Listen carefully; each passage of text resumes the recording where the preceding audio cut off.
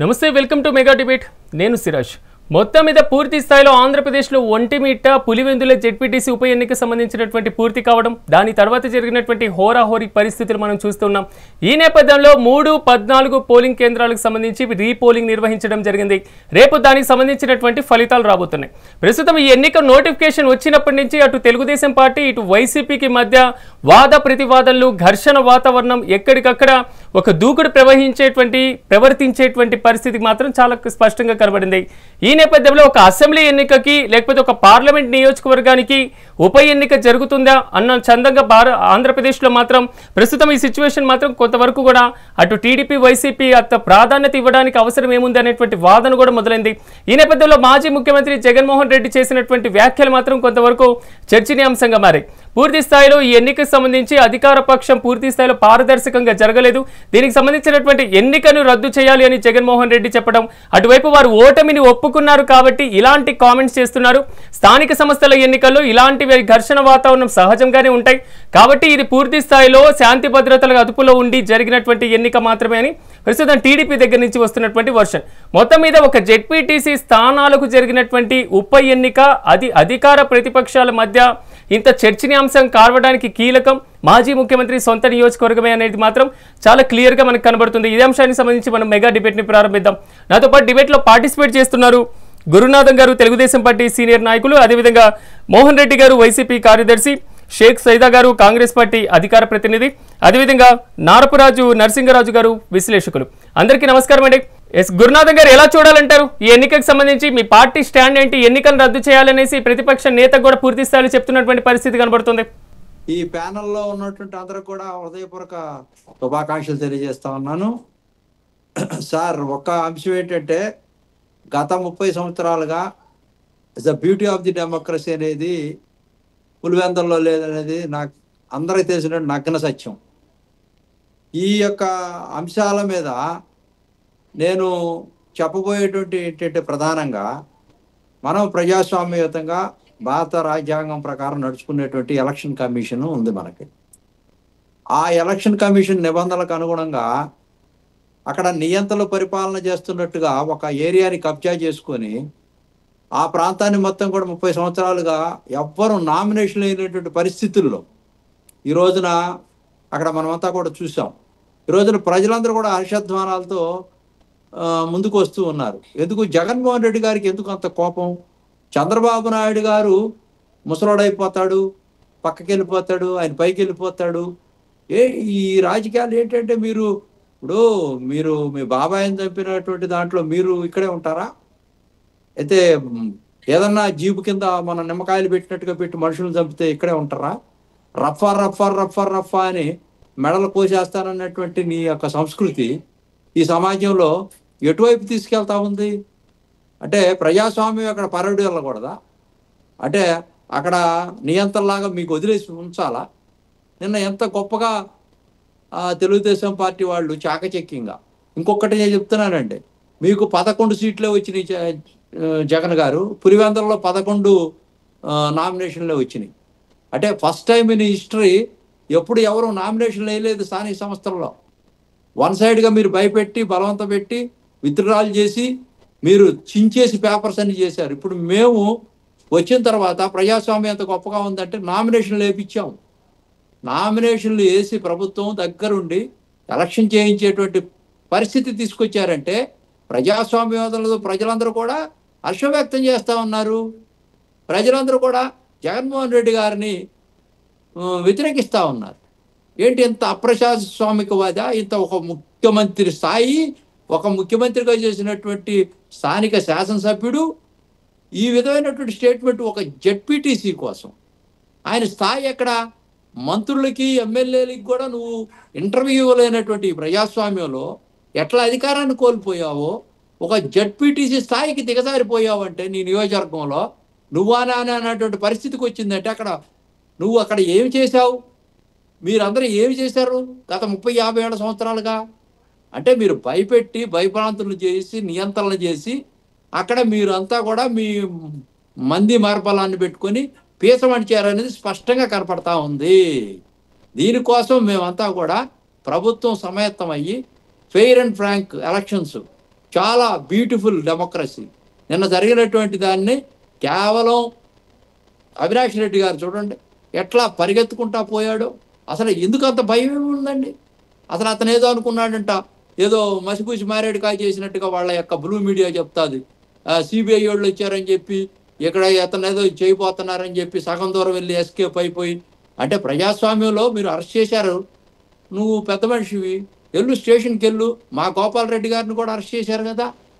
అరే ఇది ప్రజాస్వామ్యంగా మేము విజయం సాధించాం, ఘన విజయం సాధించాం. ఫస్ట్ టైం ఇన్ హిస్టరీ మేము బ్రహ్మాండంగా సాధించాం. నువ్వు చిలక పలుకులు పలుకుతా ఏదో అయిపోయినట్టుగా మాట్లాడుతూ ఉన్నావు. మేము పాక్షికంగా విజయం సాధించాం, నైతికంగా సాధించాం, రాజకీయంగా మేము సాధించాం. మేము ప్రజలకు కూడా రేపు రాబోయేటువంటి రోజుల్లో మంచి పరిపాలన, గుడ్ గవర్నెన్స్ ఇవ్వటం కోసం ప్రజలందరూ కూడా మా పక్షాన. ఎన్నికల ఫలితాలే ఇప్పటి వరకు రానటువంటి పరిస్థితి కనబడుతుంది. కానీ మీరు పూర్తి ఎన్నికల ఫలితాలే ఇప్పటి వరకు రానటువంటి పరిస్థితి కనబడుతుంది. కానీ వారేమో ఎన్నికల్నే రద్దు చేయాలి అంటున్నారు. ఆ అభిప్రాయం మీద మీ పార్టీ స్టాండ్ ఏంటి? మీ వాయిస్ వినపడట్లేదు సార్. గురునాథన్ గారు, ఎందుకు ఎన్నికలు రద్దు చేయాలి అంటున్నారు వారు? గురునాథన్ గారు, ప్రధానంగా వైసీపీ దగ్గర నుంచి వస్తున్నటువంటి డిమాండ్ ఎన్నికను రద్దు చేయాలి, ఎందుకంటున్నారంటారు? సార్ మీ హయాంలో అసలు ఎలక్షన్లు జరగలేదు, నామినేషన్లే చేయలేదు. అక్కడ ఏం జరిగినాయి సార్? మీ వాళ్లే వచ్చి కావాలని క్రియేట్ చేసి బాగా జరుగుతున్నటువంటి ఎలక్షన్ని శాంతి భద్రతలు విఘాతం కలిగించి నలుగురు రౌడీలు పంపించి ఊరు బయట ఉన్న వాళ్ళు బట్టి కలబడి కొట్టుకున్నట్టుగా బూతుల్లో గందరగోళం చేసినట్టుగా క్రియేట్ చేసి దాన్ని భూతత్వంలో చూపించి రాష్ట్ర వ్యాప్తంగా మీ బ్లూ మీడియాలో ఇక్కడేదో జరిగిపోతుంది, ప్రభుత్వం ఏదో చేస్తుంది అనేటువంటి ఒక అంశాన్ని తీసుకెళ్ళటం కోసం ప్రయత్నం చేస్తా ఉన్నాడు, ఎస్టాబ్లిష్ చేస్తున్నాడు. తన ఓటమిని తను ఒప్పుకుంటూనే కళ్ళతనాన్ని బయట పెడుతూ బురద జల్లుతూ ఉన్నాడు మా మీద. మేము బురద ఎంత జల్లినా కూడా కడుక్కోవడానికి మేము సిద్ధంగానే ఉన్నాం.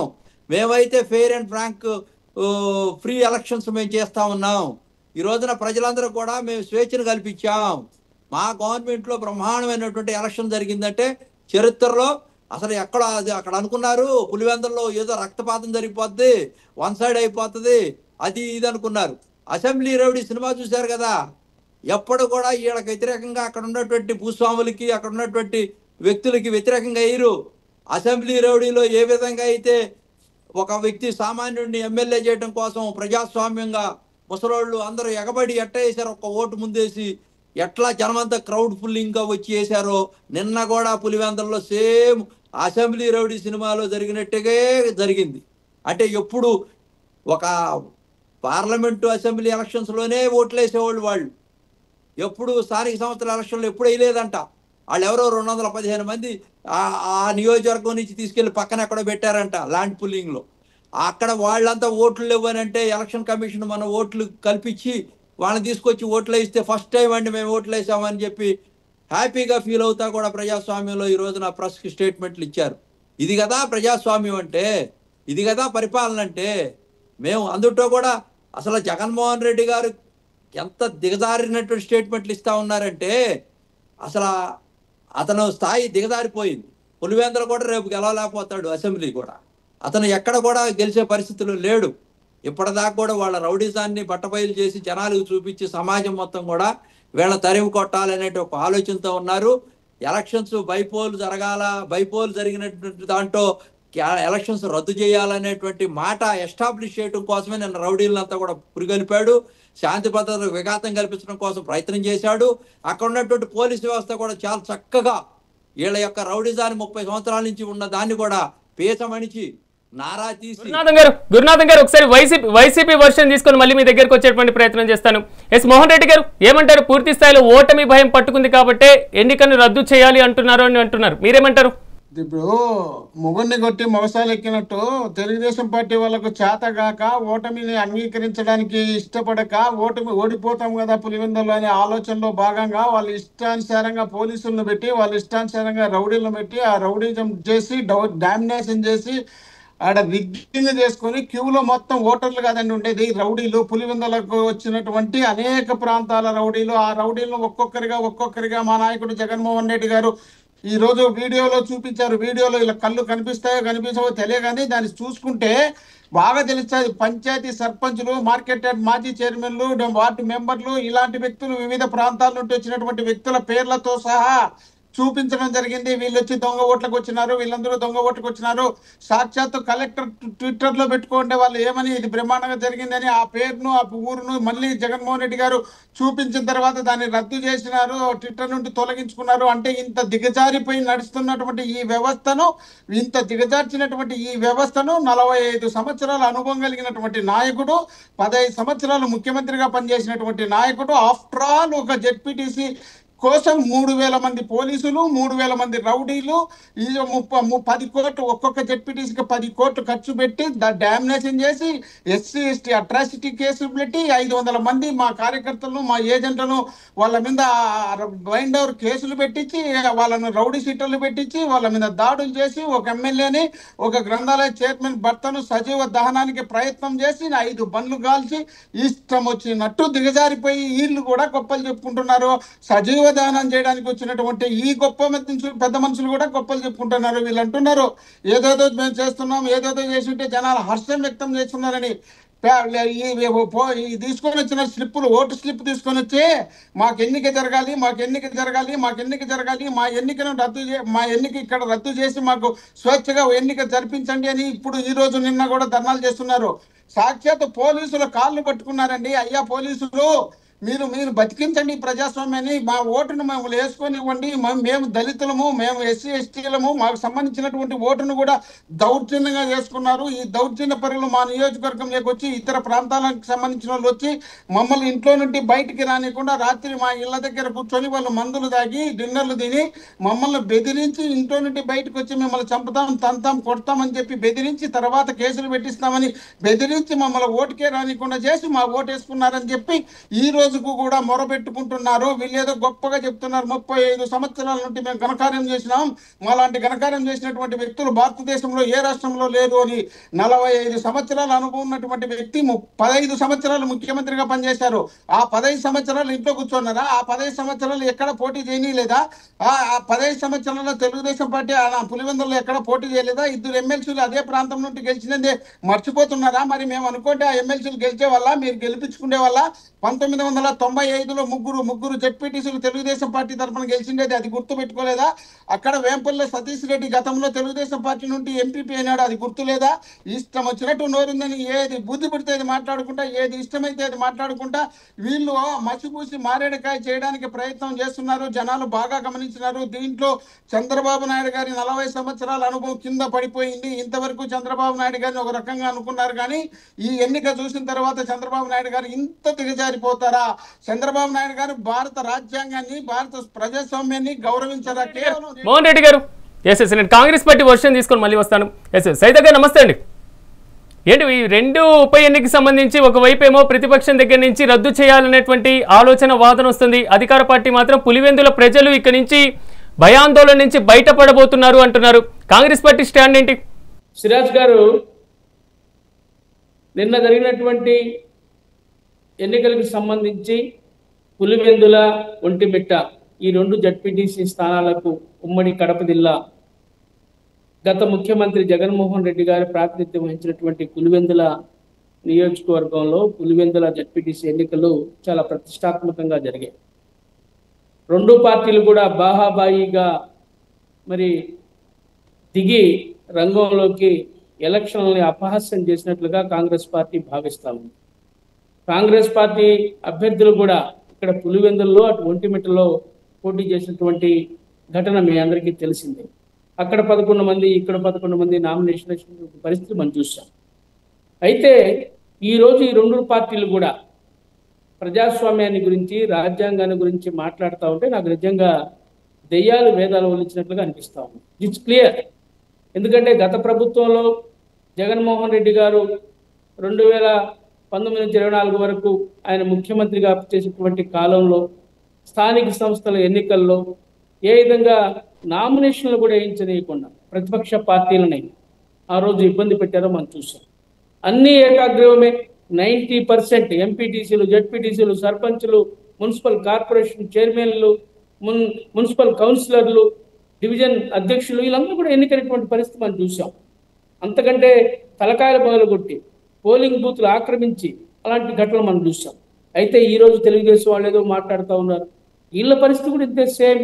ఈరోజు కూడా ప్రజాస్వామ్యం గురించి వాళ్ళు మాట్లాడుతూ ఉన్నారు. మొన్న గతంలో వాళ్ళు చేశారు కాబట్టి ఈరోజు మేము చేస్తున్నామని చెప్పి వీళ్ళు కూడా పోలీసులను అడ్డం పెట్టుకొని మా మాదిగాని గురునాథం అని చెబుతూ ఉన్నాడు ఎలక్షన్ కమిషన్ బ్రహ్మాండంగా పనిచేసిందని. ఎక్కడ చేసింది? ఈరోజు మనం చూస్తూ ఉన్నాం దేశంలో ఎలక్షన్ కమిషన్ తప్పిదాల గురించి రాహుల్ గాంధీ గారు ఈరోజు గలమెత్తి మాట్లాడుతూ ఉన్నాడు పార్లమెంట్లో. దాదాపు 300 మంది పార్లమెంట్ సభ్యుల్ని తీసుకొని ఎలక్షన్ కమిషన్ ముట్టేటటువంటి ఘటనలు మనం చూసాం. అలాంటి ఎలక్షన్ కమిషన్ బ్రహ్మాండంగా పనిచేస్తుందని చెప్పి మాట్లాడుతూ ఉంటే అంటే వాళ్ళకి అనుకూలంగా ఉంటే బ్రహ్మాండం చేసినట్టు. ఇది వాళ్ళ నీతి. ఆయన కూడా అంతే. ఈరోజు జగన్మోహన్ రెడ్డి కాంగ్రెస్ పార్టీ గురించి మాట్లాడతాడు, రాహుల్ గాంధీ గురించి విమర్శిస్తాడు, మాణిక్యం ఠాకూర్ గురించి విమర్శిస్తాడు. నేను ఒకటే కోరుతా ఉన్నా ఈరోజు జగన్మోహన్ రెడ్డి గారిని, అధికారం కోల్పోయిన తర్వాత మీకు మైండ్ దొబ్బిందేమో నాకైతే అర్థం కావటం. మీరెందుకు ఎలక్షన్ కమిషన్ ప్రశ్నించరు? ఈరోజు రాహుల్ గాంధీ గారు మాట్లాడుతూ ఉన్నారు దేశవ్యాప్తంగా జరిగినటువంటి అవకతవకల మీద, ఆంధ్రప్రదేశ్లో జరిగినటువంటి అవకతవకల మీద మీరు ఎందుకు మాట్లాడరు? మీకు దమ్ము ధైర్యం చావ ఉంటే మోడీని నిలేసేటువంటి దమ్ము మీకుందా? మోడీని ఎలక్షన్ కమిషన్ నిలదీసే దమ్ము మీకుందా? ఈరోజు రాహుల్ గాంధీ ప్రశ్నిస్తూ ఉంటే రాహుల్ గాంధీ గారిని, మాణిక్యం ఠాగూర్ని ఈరోజు మీరు విమర్శిస్తారా? ఇదేనా మీ నీతి? ఆడలేక మధ్యలో ఉన్నట్టుగా చేతగాక నరేంద్ర మోడీని ప్రశ్నించడం చేతగాక ఈరోజు రాహుల్ గాంధీ గారిని మాట్లాడడం సమంజసం కాదు.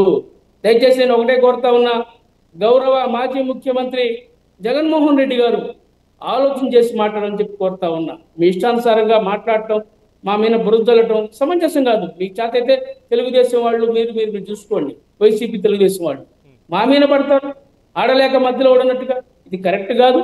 ఇది ప్రజాస్వామ్యంలో, ఎందుకంటే మేము కూడా పోటీ చేసాము అక్కడ. మా వంతు ప్రయత్నం మేము ప్రజాస్వామ్య పరిరక్షణ కోసం మేము పాటుపడ్డాం, మీ అందరికీ తెలుసు. కానీ ఈ విధంగా ఈరోజు పులివెందుల నియోజకవర్గమైనటువంటి ఘటనలు నిజంగా మనం గమనించినట్లయితే మనం చూసాం. గత ప్రభుత్వంలో ఏ విధంగా జరిగిందో, ఈ ప్రభుత్వంలో ఏ విధంగా జరిగిందో ప్రజలు అనుకుంటా ఉన్నారు. ఈ దొందే ఈ రెండు పార్టీలకి ప్రజాస్వామ్యం మీద, రాజ్యాంగం మీద గౌరవం లేదనేది ప్రజలు అనుకుంటా ఉన్నారు. ఇది వాస్తవం. కాంగ్రెస్ పార్టీ మళ్ళీ అధికారంలోకి వస్తేనే దేశంలో, కేంద్రంలో అన్ని వర్గాల ప్రజలు. సైదా గారు, మీరు చెప్పినటువంటి విషయాల మీద మళ్ళీ అభిప్రాయం తీసుకునేటువంటి ప్రయత్నం చేస్తాను. ఎందుకంటే ప్రస్తుతం జగన్మోహన్ రెడ్డి చేసినటువంటి కామెంట్స్ ఏవైతే ఉన్నాయో ఆ అంశాలు కూడా మనం డిస్కషన్ చేద్దాం. ఎస్ నరసింహారావు గారు, నమస్తే అండి.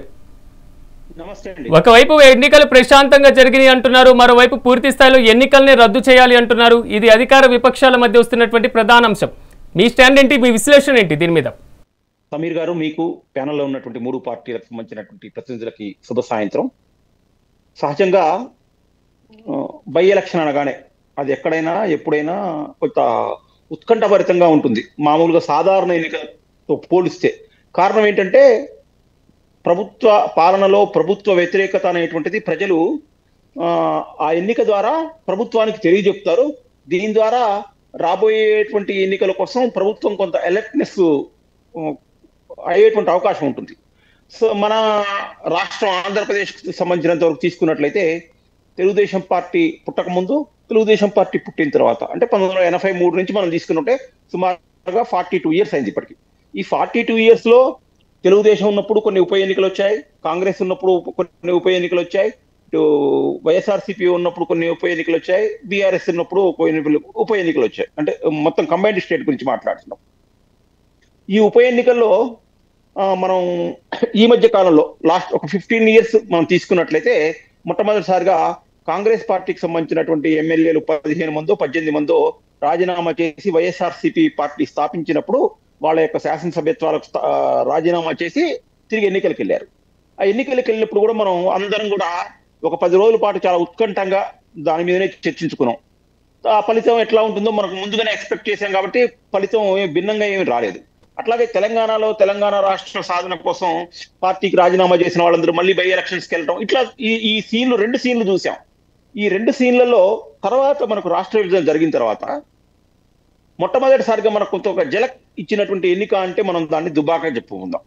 ఎందుకంటే ఆ ప్రభుత్వానికి పాలకు వ్యతిరేకంగా వచ్చినటువంటి ఎన్నికలు. సరే, ఇప్పుడు మనం ప్రస్తుతం ఈ సీన్కి వచ్చినట్లయితే 2019-24 మధ్యలో వైఎస్ జగన్మోహన్ రెడ్డి ముఖ్యమంత్రిగా ఉన్నప్పుడు వైనాట్ కుప్పం అని చెప్పేసి మనకు కుప్పం మున్సిపాలిటీకి సంబంధించినటువంటి ఎన్నికల్లో ఇప్పుడు ఉన్నటువంటి సీన్ ఇప్పుడు ఉన్నటువంటి సీన్ ఏంటి? ఈ రోజు వైఎస్ జగన్మోహన్ రెడ్డి ప్రతిపక్షంలో ఉన్నటువంటి వ్యక్తి ఏం మాట్లాడాడు? నిన్న జరిగినటువంటి ఎన్నికని రద్దు చేసి మళ్ళీ ఫ్రెష్ గా ఎన్నికలకు వెళ్ళాలి, అక్కడ పోలీసులు చాలా అత్యుత్సాహం చూపించారు, లేకపోతే అందరిని అరెస్ట్ చేశారు, లేకపోతే అసలు రెవెన్యూ సిబ్బంది ప్రభుత్వానికి అనుకూలంగా వ్యవహరించారు అనేటువంటిది వారి స్టేట్మెంట్. ఇటువైపు హోంమంత్రి అనిత గారి స్టేట్మెంట్ ఏంటి? 30 సంవత్సరాలుగా అంటే 3 దశాబ్దాలుగా అసలు కుప్పంలో మన పులివెందుల్లో ఎన్నికనే లేదు. మొట్టమొదటిసారిగా ప్రజలు స్వచ్ఛందంగా వాళ్ళ ఇంట్లో నుంచి వాళ్ళందరూ బయటకు వచ్చేసేసి పోలింగ్ బూతుల దగ్గరకు వచ్చి ఎన్నికలే ఓటు హక్కు వినియోగించుకున్నారు కాబట్టి ఇవి చాలా పారదర్శకంగా జరిగాయని చెప్పేసి మాట్లాడుతున్నారు. ఈ ఇద్దరు ఇలా మాట్లాడుతున్నటువంటి నేపథ్యంలో 2000 కొంచెం మనం వెనక్కి వెళ్ళినట్లయితే వైనాట్ కుప్పం అనేటువంటి సందర్భం మనం చూసాం. అప్పుడు ఏం జరిగింది, ఫలితం ఎట్లా వచ్చింది అనేటువంటిది. దాన్ని వీళ్ళు రిప్లికా చేస్తున్నారు అన్నమాట తెలుగుదేశం వాళ్ళు. వైనాట్ పులివెందుల అప్పుడు వాళ్ళు చేశారు కాబట్టి ఇప్పుడు మేము చేస్తాం. ఇక్కడ విషయం ఏంటి? అదే పోలింగ్ సిబ్బంది, అదే పోలీస్ ఆఫీసర్లు, ఓట్లు వేసిన ప్రజలు కూడా వాళ్ళే. కానీ ఇప్పుడు ఏమవుతుంది? అప్పుడు ఉన్నటువంటి ఇప్పుడు వాళ్ళు ఒకళ్ళు చేసినప్పుడేమో మనం ఏం చెప్తున్నాము? ఒకళ్ళు పారదర్శకంగా జరిగే ఎన్నికలని చెప్తున్నారు. వాళ్ళ యొక్క స్థానం అధికారంలోంచి ప్రతిపక్షంలోకి మారగానే బెబ్బే అసలు సిస్టమ్ అంతా దెబ్బతిన్నది, వ్యవస్థ అంతా పాడైపోయింది, డబ్బులు ఇచ్చి కొనుక్కున్నారు. చూసారా మీరు, అవినాష్ రెడ్డి లాంటి ఎంపీ స్థాయిలో ఉన్నటువంటి వ్యక్తి పులివెందుల్లో ప్రతి ఇంటికి వెళ్ళాడు. వాళ్ళు అంత భయపడేటువంటి స్థితి. బెంగళూరులో కూర్చొని అసలు జగన్మోహన్ రెడ్డికి వేరే పని లేకుండా మొత్తం పులివెందులకు సంబంధించినటువంటిది, ఒంటిమిట్టకు సంబంధించినటువంటి 2 ప్రాదేశిక నియోజకవర్గాల్లో ప్లానింగ్ చేయాల్సినటువంటి పరిస్థితి వచ్చింది. ఇవన్నీ కూడా ఎందుకు జరిగింది అంటే ప్రజలు మా వైపు ఉన్నారు, మా ఇప్పుడు లాస్ట్ 12-13 నెలల నుంచి మా పాలన చూసి ప్రజలు అనేటువంటిది టీడీపీ వాదన. అయితే ఈ వాదనలు ఎట్లున్నా కూడా ప్రజా తీర్పు అనేటువంటిది ఇక సరే, ఇక మనం అక్కడ ఎన్నిక పారదర్శకంగా జరిగిందా, ప్రభుత్వానికి అనుకూలంగా యంత్రాంగం పనిచేసిందా, పోలీసులు తొత్తుగా వ్యవహరించారా, ఇవన్నీ పక్కన పెడితే రేపు మధ్యాహ్నం 2-2:30 కల్లా ఓటింగ్ ఫలితం వచ్చేస్తుంది. ఈ ఫలితం వచ్చిన తర్వాత గెలిచిన వాళ్ళు ఇప్పుడు ఫర్ ఎగ్జాంపుల్ అనూహ్యంగా మనం అందరం అనుకున్నట్టుండే వైఎస్ఆర్సీపీ గెలిచింది అనుకోండి. వైఎస్ఆర్సీపీ గెలిచినప్పుడు తెలుగుదేశం వాళ్ళు పోలీసులు వాళ్ళకు అనుకూలంగా చేశారు, లేకపోతే రెవెన్యూ సిబ్బంది వాళ్ళకు అనుకూలంగా చేశారు, ప్రజలు మా వైపు ఉన్నారు అని అంటారా? అనరు. కాబట్టి పరిస్థితులు సిచ్యువేషన్ బట్టి రాజకీయ నాయకుల యొక్క నోట్లోంచి వచ్చేటువంటి మాటలు మారుతుంటాయి. బహుశా రేపు మధ్యాహ్నం నుంచి ఎవరు ఏం మాట్లాడతారు అనేటువంటిది చూడటానికి మనకు ఇంకొక 18 గంటల సమయం ఉంది. దీని తర్వాత మనం మరింత లోతుగా విశ్లేషణ చేద్దాం. మొత్తం మీద పులివెందుల ఒంటిమిట్టకు సంబంధించినటువంటి ఉప ఎన్నిక పూర్తయిన తర్వాత రేపు దానికి సంబంధించినటువంటి ఫలితాలు రాబోతున్నాయి. అసలు ఫలితాలు ఏ పార్టీకి అనుకూలంగా రాబోతున్నాయి, ఫలితాలు వచ్చిన తర్వాత ఆ పార్టీల యొక్క ఒపీనియన్ ఎలా ఉండేటువంటి అవకాశం ఎలా ఉంది అనేది కొంతవరకు పక్కన పెడితే, ఈ ప్రస్తుతం మాత్రం వైసీపీ దగ్గర నుంచి ఎన్నికను పూర్తి స్థాయిలో రద్దు చేయాలి, ఆంధ్రప్రదేశ్లో ఇంత భారీ స్థాయిలో ఓట్లకు సంబంధించినటువంటి కుంభకోణం జరిగితే కాంగ్రెస్ అగ్రనేత రాహుల్ గాంధీ దీని మీద ఎందుకు స్పందించడం లేదు, రాహుల్ గాంధీతో తెలుగుదేశం పార్టీకి సంబంధించినటువంటి అధ్యక్షుడు ఆంధ్రప్రదేశ్ ముఖ్యమంత్రి చంద్రబాబు హాట్ లైన్లో టచ్లో ఉన్నారు అంటున్నారు. నిజంగా అసలు హాట్ లైన్ అంటే ఏంటి? పూర్తి స్థాయిలో కాంగ్రెస్ పార్టీకి సంబంధించినటువంటి అగ్రనేతతో రాష్ట్ర టీడీపీ మరి ముఖ్యంగా కూటమిలో ముఖ్యమంత్రిగా ఉన్నటువంటి చంద్రబాబు నిజంగా టచ్లోనే ఉన్నారా? అందుకే మాణిక్యం ఠాకూర్ దీనికి సంబంధించి స్పందించట్లేదా? ప్రస్తుతం ఇది వైసీపీ దగ్గర నుంచి వస్తున్నటువంటి కామెంట్స్. ఒకసారి దీనికి సంబంధించి మనం మెగా డిబేట్ ని కంటిన్యూ చేసేటువంటి ప్రయత్నం చేద్దాం. గురునాథం గారు, ఏంటి ఈ హాట్ లైన్లో టచ్లో ఉన్నటువంటి పరిస్థితి ఏంటి, ఏమంటారు దీని మీద? హాట్ లైన్ లేదు, లేకపోతే బ్యాక్ లైన్ లేదు, ఫ్రంట్ లైన్ లేదు సార్. ఇవి సెన్సేషనల్ కోసం వాడేటువంటి పదాలు సార్ రాజకీయాల్లో. వీళ్ళు విధానపరమైనటువంటి అంశాల గురించి జగన్మోహన్ రెడ్డి గారు ఎవరితో మాట్లాడరు. ప్రతి నిమిషము చంద్రబాబు నాయుడు గారి మీద ఫోకస్ చేయటం, తన తండ్రి అంతటి వయసు ఉన్నటువంటి చంద్రబాబు నాయుడు గారి మీద వ్యక్తిగత దూషణలు చేయటం అతను ఈ రోజున దానికి మూల్యం చెల్లించుకున్నాడు సార్. ఇప్పుడు నేషనల్ లెవెల్లో కాంగ్రెస్ పార్టీ రాహుల్ గాంధీ స్పందించలేదు అనేటువంటి అంశం పక్కన పెట్టండి. ఇక్కడ స్థానికంగా జరుగుతున్నటువంటి ఒక బైపోల్ ఎలక్షన్స్, దీని అంశం ప్రధానంగా ఇక్కడ ప్రజాస్వామ్యం ఏ విధంగా ఉంది. దెయ్యాలు వేదాలు వల్లించినట్టుగా మొగుడు కొట్టి మొగసాలకు ఎక్కినట్టుగా జగన్మోహన్ రెడ్డి గారు ఇప్పుడు ఎవరైతే ఏదైతే చేస్తారో అదే మనకి వర్తిస్తుంది అనేది తెలుసుకోవాలి. జగన్మోహన్ రెడ్డి గారు గతంలో చేసినటువంటి అతని యొక్క తప్పులు ఈ రోజున ఈ శాపాలుగా మారి తన అమ్మటే పడతా ఉన్నాయి. దాన్ని గమనించట్లేదు. తన వైఖరి మార్చుకోవాలా, తన పదజాలం మార్చుకోవాలా, తన వయసు పదవికి తగ్గట్టుగా మాట్లాడదు. ఉందాగా మాట్లాడలేదు. తను రఫా ఏంటండి, ఏంది ఏటకొడలతో పోలేరమ్మ జాతరలో మెడకాయలు నరికినట్టుగా అనేటువంటి భాషని మనం దాన్ని కంటిన్యూ చేస్తున్నామంటే అది కరెక్ట్ కాదు కదా డెమోక్రసీలో. ఇప్పుడు రాహుల్ గాంధీ గారు ఇందాక సైదా గారు చెప్పారు, అది ఆయన చెప్పిన అంశం బాగానే ఉంది, కానీ ఇక్కడ దీనికి అప్రస్తుతం. అది వేరే డిబేట్లో మనం మాట్లాడాల్సినటువంటి అంశం. అది ఏం జరుగుతుందా అనేది మోడీ గారు చేశారా, లేకపోతే అసలు దీనికి కాంగ్రెస్ పార్టీ ఆజ్యం పోసిందా? ఇప్పుడు ఇక్కడ సంస్కృతి సాంప్రదాయాల గురించి కూడా ఇందాక మాట్లాడారు కాంగ్రెస్. అసలు కాంగ్రెస్ పార్టీ అక్కడ ఆ విధమైనటువంటి యొక్క సాంప్రదాయ పద్ధతుల్ని దాన్ని ఆ లెగసీని కంటిన్యూ చేస్తున్నటువంటిది జగన్మోహన్ రెడ్డి గారు. ఇవన్నీ కూడా మనం ప్రాదేశికంగా తీసుకోవాలండి. ఎప్పుడు ఒక పక్షం వారు ఇందాక రెడ్డి గారు మాట్లాడుతూ ఉన్నారు, గతంలో నామినేషన్లు వేయలేదా, అవేయలేదా, ఇవే. జగన్మోహన్ రెడ్డి గారు వచ్చిన తర్వాత ఏం జరిగింది? గత 19 నుంచి 25 దాకా ఏం జరిపించారు? అప్పుడు ఉన్నటువంటి అంశాలు వేరు. ఇప్పుడు ఇతను గవర్నమెంట్లోకి వచ్చి ముఖ్యమంత్రి అయిన తర్వాత జగన్మోహన్ రెడ్డి గారు అసలు అంత దారుణంగా ప్రజాస్వామ్యాన్ని కూని చేసి నడి బజార్లో నగ్నంగా హత్య చేసేటువంటి పరిస్థితి తీసుకొచ్చినటువంటి వ్యక్తి ఎవరు? మీరు తప్పులు చేసి ఎదుటోళ్ళ మీద గుట్టగాల్చి నెత్తి మీద వేయటం, బురద చల్లటం, ఇది మీకు ఆనవాయితీగా మారిపోయింది. మీరు చూడండి ఎంత పెద్ద స్కామ్లో మీరు చిక్కున్నారు. లేకపోతే అవినాష్ రెడ్డి గారు ఏ విధంగా సిబిఐ కేసు వస్తే దాన్ని కర్నూలులో డిటైన్ చేసి పోలీసులను అడ్డం పెట్టుకొని, అధికారాన్ని పోలీసులను అడ్డం పెట్టుకొని సిబిఐ వాళ్ళ మీద కేసులు పెట్టి వాళ్ళందరినీ కూడా తరిమి కొట్టినటువంటి సాంప్రదాయం ఎవరిదండి? చంద్రబాబు నాయుడు గారిదే కాదే. ఆ ప్రాంతాన్ని అంతా కూడా మీరే పోలీసులతో, నిన్న చూడండి ఆయన ప్రవీణ్ గారు, ఆయన డీజీపీ డిఎస్పీలు వీళ్ళందరూ వస్తే వాళ్ళ మీదకి జనాలు దౌర్జన్యంగా వెళ్తూ ఉంటే వాళ్ళు చివరికి మమ్మల్ని మేము రక్షించుకోవడం కోసం మేము ఫైర్ చేస్తేనే భయపెట్టే పరిస్థితికి వచ్చిందంటే ఆ ప్రాంతంలో ఈ యొక్క దందాగిరి ఇందాక అంటా ఉన్నారు. దయచేసి నేను ఒకటి చెప్తా ఉన్నా, ఎస్సీ ఎస్టీలని ప్రలోభ పెట్టారు, వాళ్ళు ఓట్లు వేయించుకోలేదని ఇందాక వైఎస్ఆర్ పార్టీ వారు చెప్తా ఉన్నారు. ఎప్పుడు ఈ యొక్క పదజాలాన్ని ఉపయోగించుకొని ఎస్సీ ఎస్టీలను అడ్డం పెట్టుకొని చెట్టు పేరు చెప్పి కాయలు అమ్ముకొని కులాలను అడ్డం పెట్టుకొని కుక్క మూతి పిందులు, అంటే తత్మా కులాలన్నీ స్వేచ్ఛగా ప్రతిసారి అక్కడ ఓట్లు వేస్తున్నాయా? అంటే ఇప్పుడు సమస్య ఏంటి? దీన్ని ఫోకస్ చేయటం, ఏది ఎస్సీ ఎస్టీలని పెట్టడం, దీన్ని వాడుకోవటం రాజకీయ పార్టీగా. జగన్మోహన్ రెడ్డి గారు ఏదో ఆయన సొంత దత్తత తీసుకున్నట్టుగా వీళ్ళందరినీ కూడా ఆయన సొంతగా ఏదో అతనే అంతా క్రియేట్ చేసినట్టుగా, వాళ్ళ కోసమే బతుకుతున్నట్టుగా చెప్పేటువంటి ఆ సంకేతం ఏంటండి? అంటే ఈ గురునాథన్ గారు, మోహన్ రెడ్డి గారి కామెంట్స్ ఒకసారి చూద్దాం. మోహన్ రెడ్డి గారు ఏమంటారు?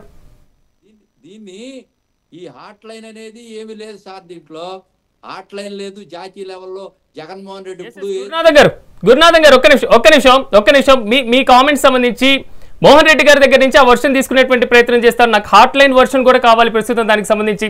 ఎస్ మోహన్ రెడ్డి గారు.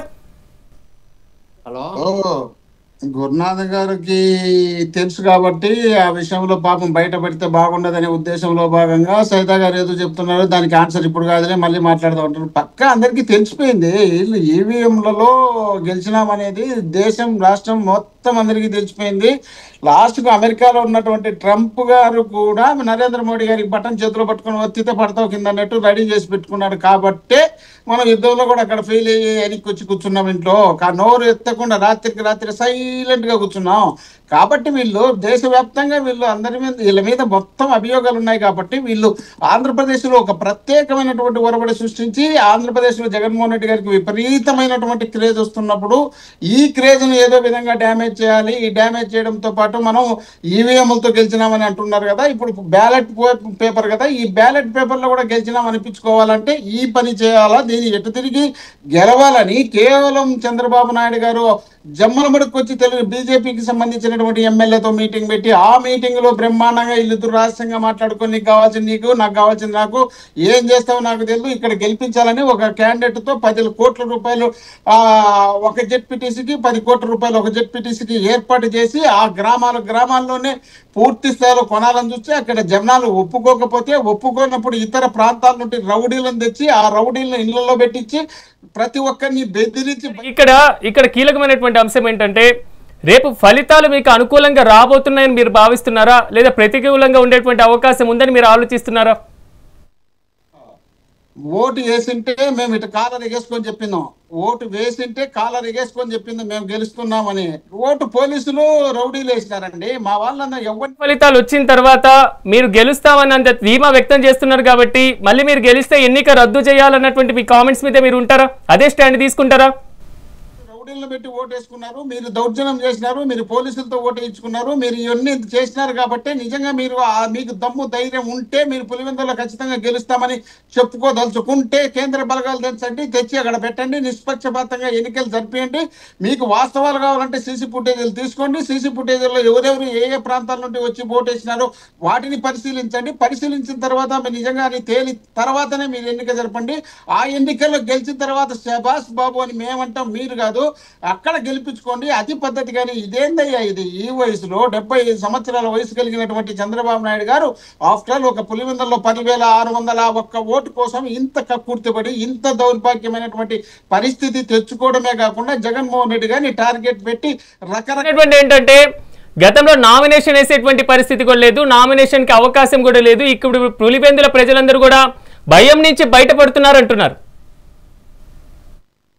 నువ్వు వయసు తగ్గట్టు నడుచుకుంటే అలవాటు నీకుందే, నువ్వు పక్కన రెచ్చగొడతావు, నీ పక్కన ఉండే వాళ్ళని రెచ్చగొట్టించావు, వాళ్ళందరినీ మిందికి గడుపుతావు, వాళ్ళ ద్వారా నీకు కావాల్సిన మీడియాని తీసుకొస్తావు. ఆ మీడియా ద్వారా జగన్మోహన్ రెడ్డి గారు ఈ రాష్ట్రంలో లేనటువంటి తప్పులు చేసినారన్నట్టు మీరు ప్రయత్నం చేస్తారు. మా మీద కేసులు అంటారు, మీ మీద కేసులు లేవంటారు. 24 కేసులు స్టే తెచ్చుకున్నాం. 6,500 కోట్ల రూపాయల మద్యం కుంభకోణంలో స్టే తెచ్చుకున్నాం. 14 నుండి 19 వరకు రాష్ట్రాన్ని సర్వనాశనం లూటీ చేసినాం. ఆ లూటీ చేసిన దాంట్లో ఎక్కడ బయటపడతారని భయపడి పనిచేస్తున్నాం. ఇప్పుడు అమరావతిని 60,000 కోట్ల రూపాయలు శాంక్షన్ చేసిన అంటాం, 60,000 కోట్ల రూపాయలు వచ్చినాయి అదో ఇదో అంటాం. అక్కడ చూస్తే పూర్తిగా మునిగిపోయి మన సబ్జెక్ట్ లోకి వచ్చేద్దాం. ఎందుకంటే మనం మీరు ప్రతి విమర్శ డైలీ మీరు చేసుకుంటున్నదే, మనం దానికి సంబంధించినటువంటి చర్చలు సాగుతున్నటువంటి పరిస్థితి కనబడుతుంది. కానీ మీరు చేసినటువంటి కామెంట్స్ ఏంటంటే రాహుల్ గాంధీతో చంద్రబాబు టచ్ లో ఉన్నారు అంటున్నారు. కాంగ్రెస్ పార్టీ వర్షన్ నేను తీసుకుంటాను. సైదా గారు ఎలా చూడాలంటారు దానికి? కారణం ఏమంటే చంద్రబాబు నాయుడు గారు రాహుల్ గాంధీ గారు అండర్స్టాండింగ్స్ తో ఉన్నారు. గతంలో వీళ్ళిద్దరు కలిసి అక్కడ రెడ్డి గారు లైన్ తప్పుతున్నారు మీరు. ఒక్క నిమిషం. కాంగ్రెస్ లో ఇద్దరు కలిసి ఎక్కడ తెలంగాణలో గతంలో పోటీ చేసినారు. మొన్న ఎన్నికలప్పుడు కూడా కాంగ్రెస్ పార్టీ గెలవాలనే ఉద్దేశంలో భాగంగా గెలిచేందుకోసమే తెలుగుదేశం పార్టీ తెలంగాణలో పోటీ పెట్టకుండా ఆ పార్టీ అధ్యక్షుడు కాసాని జ్ఞానేశ్వర్ వచ్చి అయ్యా మనం పోటీ చేద్దాం, మనకు అంత ఎంతో ఫాలోయింగ్ ఉంది, మనకు కొన్ని ఓట్లు వచ్చాయి, మన పార్టీ ఉనికి కాపాడుకుందాం, మన పార్టీ డిపాజిట్ అన్న నిలబెట్టుకుందాం అనే ఉద్దేశంలో భాగంగా ఆయన వచ్చి జైల్లో ఉన్నటువంటి చంద్రబాబు నాయుడు గారిని అడిగితే చంద్రబాబు నాయుడు నువ్వు వద్దు, నీ పదవి దేహపో, నువ్వు బయటకు అన్నట్టు ఆయన పార్టీలో ఉంటే బయటికి పంపించినారు.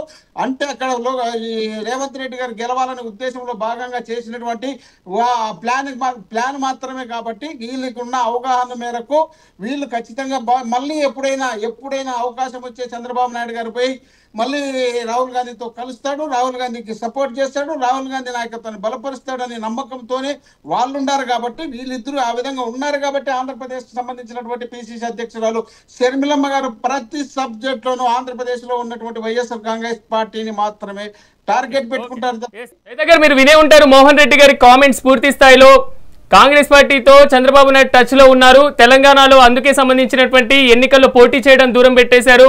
అదేవిధంగా ఆంధ్రాలో కాంగ్రెస్ పార్టీ ప్రశ్నించేటువంటి తత్వం లోపించింది అంటున్నారు. ఏమంటారు మీరు? ఈరోజు మీ మోహన్ రెడ్డి గారు కొత్త లాజిక్ చెప్తా ఉన్నాడు. ఈరోజు ఏదో ఆడేలాగా మధ్యలో ఓడినట్టుగా 2014 నుంచి 2025 వరకు ఎప్పుడు కూడా మాట్లాడినటువంటి జగన్మోహన్ రెడ్డి ఈరోజు రాహుల్ గాంధీ గురించి లేకపోతే కాంగ్రెస్ పార్టీ గురించి ఈరోజు మరి చంద్రబాబుకి రాహుల్ గాంధీ హాట్ లైన్లో మాట్లాడుకున్నటువంటి మాటలు మాట్లాడుతూ ఉంటే నిజంగా నవ్వొస్తూ ఉంది. ఆయన రాజకీయ వ్యవహారం ఏందో అర్థమవుతా ఉంది. ఇక్కడ ఒక మాటలో చెప్పాలంటే ఈరోజు చంద్రబాబు ఎన్డీఏ కూటమిలో కలిసిన తర్వాత వాళ్ళందరూ ఈ యొక్క పవన్ కళ్యాణ్ వీళ్ళందరూ కలిసి ఆ కూటమి ద్వారా మరి కలిసిమెలిసి పనిచేస్తున్నటువంటి సందర్భంలో ఈరోజు జగన్మోహన్ రెడ్డి మోడీకి కొంత దూరంగా కనిపిస్తూ ఉన్నాడు. ఆయన ఆటలు దాగటంలో పాపం ప్రతి ఒక్క విషయంలో కూడా ఈయన పోయి దండం పెడతా ఉన్నాడు, మోకరిల్లుతా ఉన్నాడు. ఎన్నిసార్లు ప్రయత్నం చేసినా ఈ మధ్య కాలంలో అది ఎందుకంటే మోడీ వ్యాపారవేత్త, కరెక్ట్గా ఎవరి దగ్గర లాభం ఉందంటే వాడి దగ్గర తీసుకుంటాడు తప్ప ఇలాంటి వాళ్ళని దగ్గరకు రానిడు. అయితే చంద్రబాబు మీద కూడా సంపూర్ణమైనటువంటి విశ్వాసంతో మోడీ లేడు. ఆయన బ్రహ్మాండంగా ఈ రాష్ట్రంలో మరి ఇంట్లో ఇల్లాలు వంటింట్లో ప్రియురాలు రాగా ఈ ఇద్దరిని జాగ్రత్తగా వాడుకుంటున్నాడు మోడీ. ఆయన్ని చూపించి ఈయనకి, ఈయన చూపించి ఆయనకి, ఇద్దరి మధ్య ఆయన బ్రహ్మాండంగా నాటకం ఆడుతున్నాడు. అయితే ఇటీవల కాలంలో చంద్రబాబు నాయుడు మోడీ మధ్య ఉన్నటువంటి సాన్నిహిత్యం, రాష్ట్రానికి ఇస్తున్నటువంటి నిధులు, ఇవన్నీ చూసిన తర్వాత ఇంకా అర్థమైపోయింది అతనికి. నిన్న ఎలక్షన్ తోటి అర్థమైపోయింది, ఇంకా మనం ఏం చేసే పరిస్థితి లేదు, ఏదో ఒక విధంగా బురద దల్లాలా. ఎట్ట దల్లాలా? చంద్రబాబు నాయుడు తోటి కాంగ్రెస్కి సాన్నిహిత్యం ఉంది అనేటువంటి ఒక నూతన వాదం ఒకటి తీసుకురావాలన్నటువంటి ఒక దుష్ప్రచారాన్ని నిన్న స్టార్ట్ చేశాడు ఆయన. ఈరోజు హాట్ లైన్లో మాట్లాడుకోవటం ఏంటండి? మీ నీతి ఆ సంస్కృతి. ఫోన్ ట్యాపింగ్ చేసింది నువ్వు. గత ప్రభుత్వంలో ఉన్నప్పుడు నీ సొంత చెల్లి, తల్లి, అలాగే అధికార పార్టీ నాయకులు ఫోన్ ట్యాపింగ్ చేసి వాళ్ళ రహస్యాలు కనుక్కొని వాళ్ళు ఏ విధంగా ఎలక్షన్కి వెళ్తున్నారో చేసింది చూసింది నువ్వు. ఈరోజు నువ్వు మాట్లాడేది. నీకు చేత అయితే నేను ఒకటే మరోసారి ఛాలెంజ్ చేస్తున్నా మన ఛానల్ ద్వారా, మీరు మోడీ గురించి మాట్లాడండి. గత 5 సంవత్సరాల్లో మోడీకి మోకరిల్లి నాకు 25 ఎంపీ స్థానాలు ఇవ్వండి, నేను మెడలు వంచి ప్రత్యేక హోదా తెస్తాను అని చెప్పి మాట్లాడినటువంటి పెద్ద మనిషి ఏం మాట్లాడాడు 5 సంవత్సరాల్లో? ఎప్పుడైనా ఒక్కరోజు మోడీని విమర్శించాడా? మోడీ గురించి మాట్లాడా? బీజేపీని ప్రస్తావించాడా? అమిత్ షా గురించి మాట్లాడా? మన రాష్ట్రానికి ఇంత అన్యాయం చేస్తూ ఉంటే ప్రత్యేక హోదా గురించి మాట్లాడేటువంటి దిక్కు లేదు నీకు. అమరావతి రాజధాని గురించి మాట్లాడే దిక్కు లేదు. విశాఖ స్టీల్ ప్లాంట్ గురించి మాట్లాడే హక్కు లేదు. అలాగే కడప స్టీల్ ప్లాంట్ గురించి మాట్లాడే పరిస్థితి లేదు. మనం చూస్తూ ఉన్నాం. ఇంకా పోలవరం ప్రాజెక్టు గురించి ఎక్కడా ప్రస్తావించలేదు నువ్వు. కేవలం 5 సంవత్సరాలు మోడీకి మోకరిల్లి ఆంధ్ర రాష్ట్ర హక్కుల్ని ఆయన కాళ్ళ కాడ పెట్టి నువ్వు జైలుకు పోకుండా, నీ బెయిల్ రద్దు కాకుండా నువ్వు నాటకం ఆడావు తప్ప ఎప్పుడైనా మోడీని విమర్శించావా? ఈరోజు నువ్వు మాట్లాడతావు. నీకు చేత అయితే, నీకు ధైర్యం ఉంటే నువ్వు నిజంగా కడప పులిమనంగా దేశవ్యాప్తంగా ఓట్లకు సంబంధించినటువంటి అంశం మీద మీరు అంత ఫైట్ చేస్తూ ఉన్నారు కదా, దానికి సంబంధించి ఆంధ్రాలో జరిగేటువంటి ప్రాసెస్ని మీరు ఎందుకు పట్టించుకోవట్లేదు? ఆంధ్ర ఇష్యూస్ని, ఓటర్లకు సంబంధించినటువంటి అంశాన్ని ఎందుకు ప్రస్తావించట్లేదు అంటున్నారు? ఆంధ్రప్రదేశ్కి సంబంధించి మేము ఒకటే చెప్తా ఉన్నాం, మేము ఎవడికి కొమ్ము గాయాల్సిన అవసరం లేదు. కాంగ్రెస్ పార్టీ జాతీయ పార్టీ, మేము ఇండియా బ్లాక్ మాది. ఎన్డీఏ కూటమిలో చంద్రబాబు నాయుడు ఉన్నాడు, పవన్ కళ్యాణ్ ఉన్నాడు, బీజేపీతో కలిసి వాళ్ళు పనిచేస్తూ ఉన్నారు. అటు ఇటు కాకుండా ఎవరు? ఆయనే ఉన్నాడు, జగన్మోహన్ రెడ్డి గారే. ఏటో అవకాశం దొరుకుతుంది, గోడ మీద పిల్లిలాగా ఉన్నాడు. జగన్ పిలిస్తే, మోడీ పిలిస్తే ఎప్పుడెప్పుడు పోదామని చెప్పి కాచుకొని ఉన్నాడు. కాంగ్రెస్ ఏదైనా పుంజుకుందంటే మళ్ళీ వాళ్ళ దగ్గర పోయి బేరసారాలు ఆడుకుందామని చెప్పి ఆయన ఉన్నాడు. ఆయనకున్న దుస్థితి మమ్మల్ని అంటగడతారు ఏంది సార్ సిరాజ్ గారు? ఆయన పరిస్థితి ఏందో, గోడ మీద పిల్లి ఆయన ఏ విధంగా చేయాలో అర్థం కాని పరిస్థితి. రేపు ఈ యొక్క మద్యం స్కామ్లో లేకపోతే సిబిఐ 12 కేసుల్లో జైలుకు పోతే పరిస్థితి ఏందో అర్థం కాక ఆయన అయోమయంలో ఉన్నాడు. ఏం చేయాలో తెలియని పరిస్థితి. ఇప్పుడు పులివెందులు కూడా ఓడిపోతే పరిస్థితి ఏందా అనేటువంటి పరిస్థితి ఆయనకి దాపురించింది. ఏం చేయాలన్నటువంటి అయోమయంలో మతి భ్రమించి మైండ్ దొబ్బి ఏదంటే అది మాట్లాడుతున్నాడు. కాంగ్రెస్ పార్టీ మాత్రం జాతీయ పార్టీ, అది గమనించాలని చెప్పి నేను కోరుకుంటా ఉన్నా.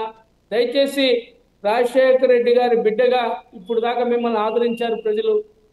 మీరు ఎందుకంటే రాజశేఖర రెడ్డి గారి ఆశయం రాహుల్ గాంధీ గారిని ప్రధాని చేయటం, మతత్వానికి వ్యతిరేకంగా పనిచేయటం. కానీ రాజశేఖర రెడ్డి గారి ఆశయాలకి తిలోదకాలు ఇచ్చి మీరు ఈ విధంగా ప్రవర్తించడం సమంజసం కాదు. కాంగ్రెస్ వాదులందరూ కూడా ఆలోచిస్తూ ఉన్నారు. మోహన్ రెడ్డి గారు లాంటి సీనియర్ నాయకులు కూడా ఆలోచిస్తూ ఉన్నారు, వాస్తవాలు గమనిస్తూ ఉన్నారు. దయచేసి నేను ఒకటే కోరుతా ఉన్నా వైసీపీ నాయకుల్ని, జగన్మోహన్ రెడ్డి గారిని, మీరు దయచేసి మీకు అన్నం పెట్టినటువంటి పార్టీని, మీ రాజకీయ ఉన్నతికి తోడ్పడినటువంటి కాంగ్రెస్ పార్టీని సున్నం పెట్టినటువంటి పనులు మాత్రం చేయొద్దు. తిన్నింటి వాసాలు లెక్క పెట్టదని చెప్పి. ఎస్ నరసింహారావు గారు ఎలా చూడాలంటారు? మొత్తం దీనికి టచ్ లో ఉండేటువంటి వ్యవహారం, ఈ హాట్ లైన్ వ్యవహారం మాత్రం ఇది ఒక కొత్త ప్రకంపనకి కూటమిలో, మరోవైపు ఎన్డీఏ కూటమిలో అంశాలకు సంబంధించినటువంటి వాటిలో కూడా వెళ్తుంది. దీని మీద మీ విశ్లేషణ ఏంటి? మనం ప్రస్తుతానికి ఆంధ్రప్రదేశ్ గురించి మాట్లాడుకుందాం. మొదట ఆంధ్రప్రదేశ్లో 2014లో చంద్రబాబు అధికారంలోకి వచ్చాడు. తర్వాత 2019లో జగన్ అధికారంలోకి వచ్చాడు. జగన్ అధికారంలోకి రాగానే చంద్రబాబు నాయుడు ఇచ్చినటువంటి స్టేట్మెంట్ ఏంటంటే ఈవీఎంలను కొంత మ్యానిపులేట్ చేసినట్లుగా ఉంది, దానివల్లనే మేము ఓడిపోయాం, కానీ మేము చాలా చక్కటి పరిపాలన అందించామని చెప్పేసి 1-2 సార్లు మాట్లాడాడు. తర్వాత కాలక్రమంలో ఆయన తనకు ఉన్నటువంటి అభిప్రాయాన్ని మార్చుకున్నాడు, మళ్ళీ ఎన్నికల్లో బీజేపీతో పొత్తు పెట్టుకున్నాడు, మొన్న అధికారంలోకి వచ్చాడు. 2019లో అధికారంలోకి వచ్చినటువంటి జగన్మోహన్ రెడ్డి 2000 ఎన్నికలు అయిపోయిన తర్వాత, ఓటమి చెందిన తర్వాత, నేను చాలా అద్భుతమైనటువంటి పరిపాలన ఇచ్చాను, దేశంలో ఎవరు ఇవ్వలేనటువంటి సంక్షేమ పథకాలు నేను ఇచ్చాను, కానీ అయినా నేను ఓడిపోయాను, ఇక్కడ ఈవీఎంలు మ్యానిపులేట్ చేశాయని మాట్లాడారు. అంటే మళ్ళీ ఇందాక నేను ఏదైతే చెప్పానో అధికారంలో ఉన్నప్పుడు ఒక మాట, ప్రతిపక్షంలో ఉన్నప్పుడు ఒక మాట, ద్వంద్వ విధానాలు ఇద్దరే. ఇప్పుడు జగన్మోహన్ రెడ్డి గారు ఈవీఎంల గురించి మాట్లాడుతున్నారు, 2019లో ఈవీఎంల గురించి మాట్లాడినటువంటి చంద్రబాబు నాయుడు ఇప్పుడు సైలెంట్గా ఉన్నారు.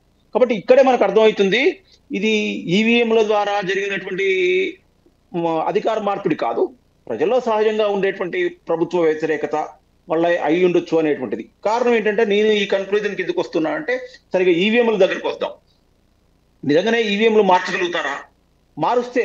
మార్చేస్తా ఒకవేళ ఇప్పుడు జరుగుతున్నటువంటి దేశవ్యాప్తంగా జరుగుతున్నటువంటి చర్చను తీసుకున్నట్లయితే 2014లో కేంద్రంలో నరేంద్ర మోడీ అధికారంలోకి వచ్చినప్పుడు ఎన్నికలు నిర్వహించినటువంటిది అప్పుడు అధికారంలో ఉన్నటువంటి పార్టీ బీజేపీ కాదు, కాంగ్రెస్ పార్టీ యూపీఏ అధికారంలో ఉంది.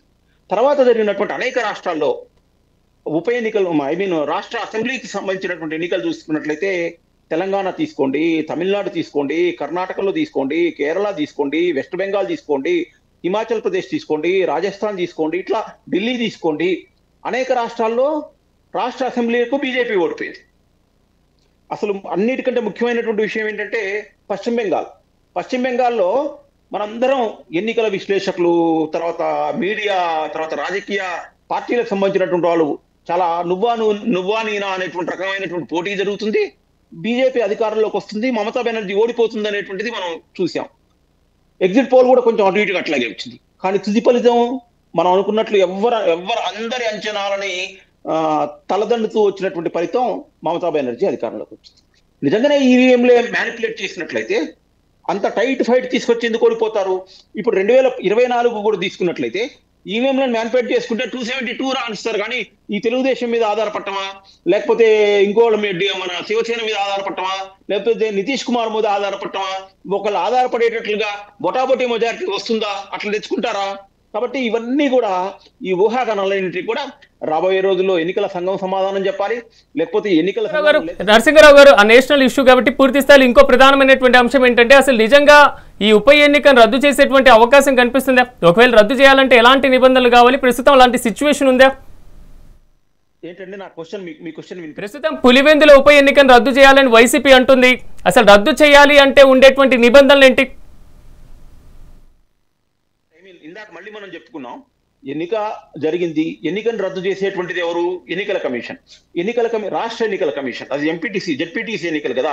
రాష్ట్ర ఎన్నికల కమిషన్ దగ్గరకు వచ్చే వరకు మళ్ళీ ఇది కేంద్ర ఎన్నికల సంఘం కాదు, రాష్ట్ర ఎన్నికలకు సంబంధించినటువంటి సంఘం కాబట్టి రాష్ట్ర ప్రభుత్వం యొక్క సిఫారసుల మేరకే, అంటే అవి కూడా స్వచ్ఛందంగానే పనిచేయాల్సినటువంటి సంస్థలు, కానీ సహజంగా మనం రాష్ట్ర ఎన్నికల సంఘానికి, కేంద్ర ఎన్నికల సంఘానికి చూసినట్లయితే కేంద్ర ఎన్నికల సంఘం కొన్ని సందర్భాల్లో కేంద్ర ప్రభుత్వానికి కానీ, లేకపోతే రాష్ట్రంలో అధికారంలో ఉన్నటువంటి కేంద్ర ప్రభుత్వ పార్టీ కానీ చెప్పిన మాట వినకుండా వాళ్ళు వ్యతిరేకంగా వ్యవహరించినటువంటి సందర్భాలు మనం గత 40 సంవత్సరాల్లో చాలా చూసాం. కానీ అదే రాష్ట్ర ఎన్నికల సంఘానికి సంబంధించినంత వరకు వచ్చే వరకులా జనరల్ గా కొంచెం వాళ్ళ యొక్క మొగ్గు ఒకవైపు రాష్ట్ర ప్రభుత్వం వైపే, రాష్ట్రంలో పరిపాలించినటువంటి అధికార పార్టీ ఎవరైతే ఉన్నారో ఆ పార్టీ చెప్పేటువంటి మాటలు వినేటువంటిదే మనం ఒక సంప్రదాయంగా చూస్తూ ఉన్నాం. ఇదేమి దాన్ని తప్ప ఒప్ప అనేటువంటి చర్చ మళ్ళీ వేరే.